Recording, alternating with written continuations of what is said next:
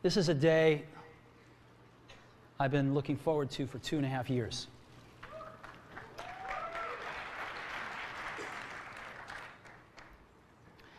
Every once in a while, a revolutionary product comes along that changes everything.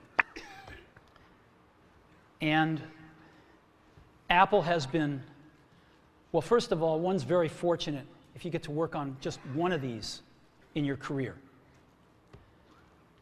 Apple's been very fortunate. It's been able to introduce a few of these into the world. In 1984, we introduced the Macintosh. It didn't just change Apple, it changed the whole computer industry.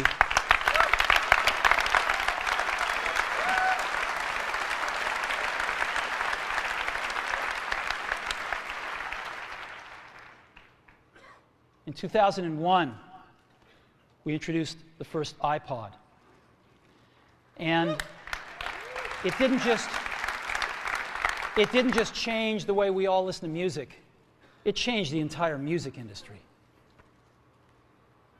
Well, today, we're introducing 3 revolutionary products of this class. The first one is a widescreen iPod with touch controls.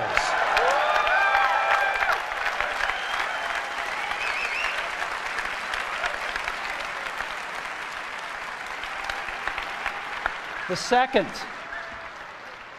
is a revolutionary mobile phone.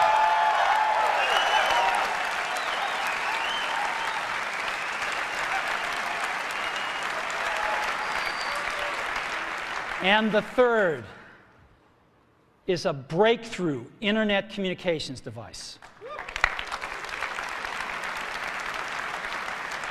So, 3 things.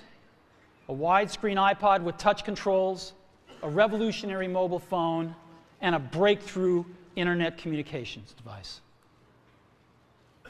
An iPod, a phone, and an internet communicator. An iPod, a phone. Are you getting it? These are not 3 separate devices. This is one device. And we are calling it iPhone. Today, Apple is going to reinvent the phone. And here it is.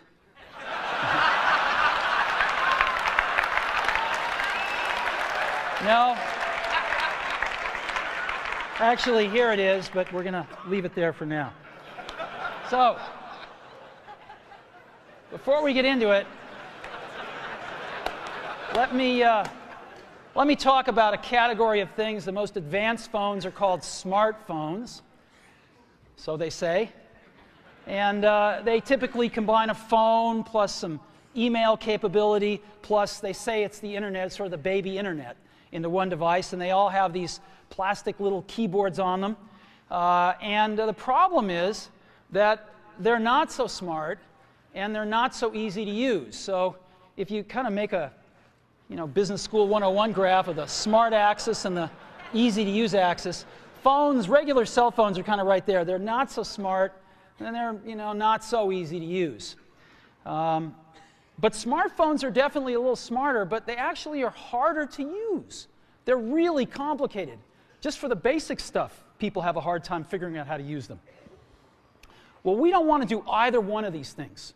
What we want to do is make a leapfrog product that is way smarter than any mobile device has ever been and super easy to use. This is what iPhone is. Okay? So, we're going to reinvent the phone. Now, we're going to start with a revolutionary user interface.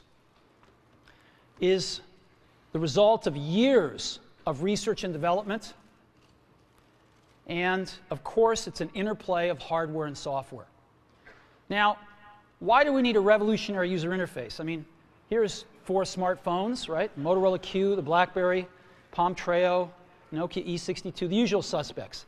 And what's wrong with their user interfaces? Well, the problem with them is really sort of in the bottom 40 there. It's this stuff right here. They all have these keyboards that are there whether you need them or not to be there. And they all have these control buttons that are fixed in plastic and are the same for every application. Well, every application wants a slightly different user interface, a slightly optimized set of buttons just for it. And what happens if you think of a great idea 6 months from now? You can't run around and add a button to these things. They're already shipped. So what do? It doesn't work because the buttons and the controls can't change. They can't change for each application, and they can't change down the road if you think of another great idea you want to add to this product. Well, how do you solve this? It turns out we have solved it.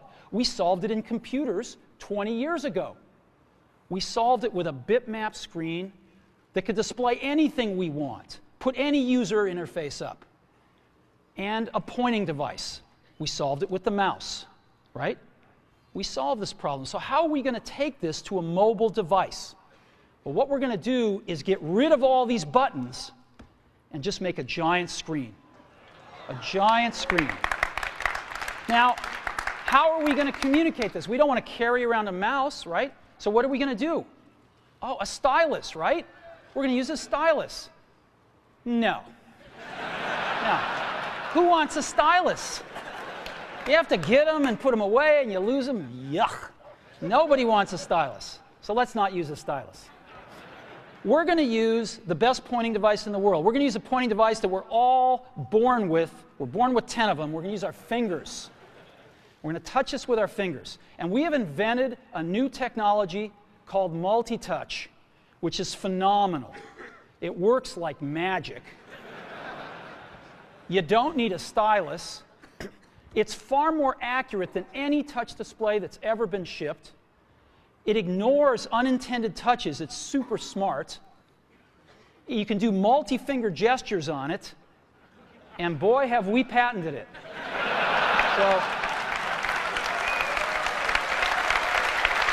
So, we've been very lucky to have brought a few revolutionary user interfaces to the market in our time. First was the mouse.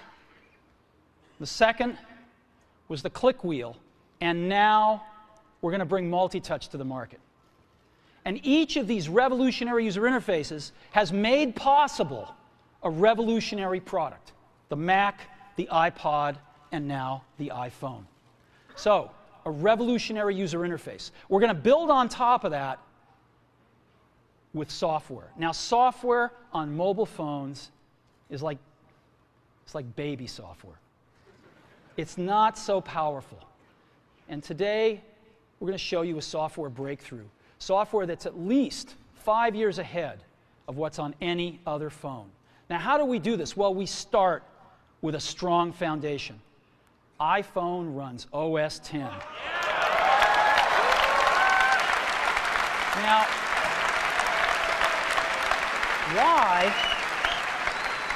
why would we want to run such a sophisticated operating system on a mobile device? Well, because it's got everything we need. It's got multitasking. It's got the best networking. It already knows how to power manage. We've been doing this on mobile computers for years. It's got awesome security. And to write apps, it's got everything from Cocoa and the graphics, and it's got core animation built in, and it's got the audio and video that OS X is famous for. It's got all the stuff we want, and it's built right in to iPhone. And that has let us create desktop-class applications and networking, right? Not the crippled stuff that you find on most phones. This is real desktop-class applications. Now, you know, one of the pioneers of our industry, Alan Kay, has had a lot of great quotes throughout the years. And I ran across one of them recently that explains how we look at this, explains why we go about doing things the way we do, because we love software. And here's the quote. people who are really serious about software should make their own hardware. You know? Alan said this 30 years ago, and this is how we feel about it. And so we're bringing breakthrough software to a mobile device for the first time. It's 5 years ahead of anything on any other phone.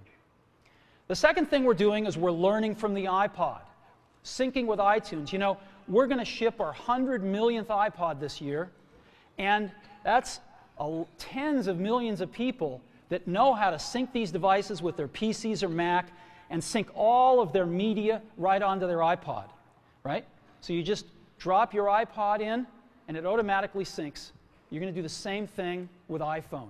It automatically syncs to your PC or Mac right through iTunes. And iTunes is going to sync all your media onto your iPhone, your music, your audiobooks, podcasts, movies, TV shows, music videos, but it also syncs a ton of data. Your contacts, your calendars, and your photos, which you can get on your iPod today, your notes, your bookmarks from your web browser, your email accounts, your whole email setup, all that stuff can be moved over to iPhone completely automatically. It's really nice. And we do it through iTunes. Again, you go to iTunes and you set it up, just like you'd set up an iPod or an Apple TV. And you set up what you want synced to your iPhone. And it's just like an iPod. Charge and sync. So sync with iTunes. Third thing I want to talk about a little is design. We've designed something wonderful for your hand. Just wonderful. And this is what it looks like. It's got a 3.5-inch screen on it. It's really big. And it's the highest resolution screen we've ever shipped. It's 160 pixels per inch. Highest we've ever shipped. It's gorgeous. And on the front, there's only one button down there. We call it the home button. It takes you home from wherever you are. And that's it. Let's take a look at the side. It's really thin. It's thinner than any smartphone out there at 11.6 millimeters. Thinner than the Q, thinner than the Blackjack, thinner than all of them. It's really nice. And we got some controls on the side. We got a little switch for ring and silent. We've got a volume up and down control.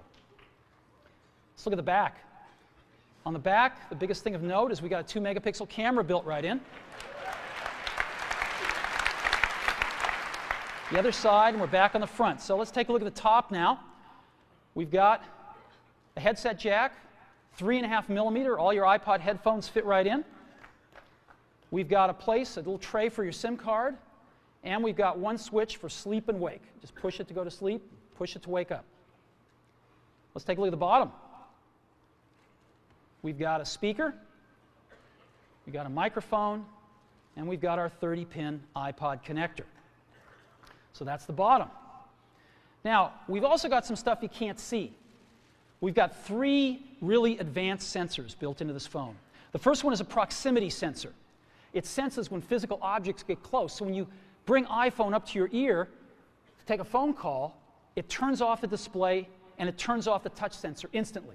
Well, why do you want to do that? Well, 1, to save battery, but 2, so you don't get spurious inputs from your face into the touch screen. Just automatically turns them off, take it away, boom, it's back on. So it's got a proximity sensor built in. It's got an ambient light sensor as well. We sense the ambient lighting conditions and adjust the brightness of the display to match the ambient lighting conditions. Again, better user experience, saves power. And the third thing we've got is an accelerometer, so that we can tell when you switch from portrait to landscape.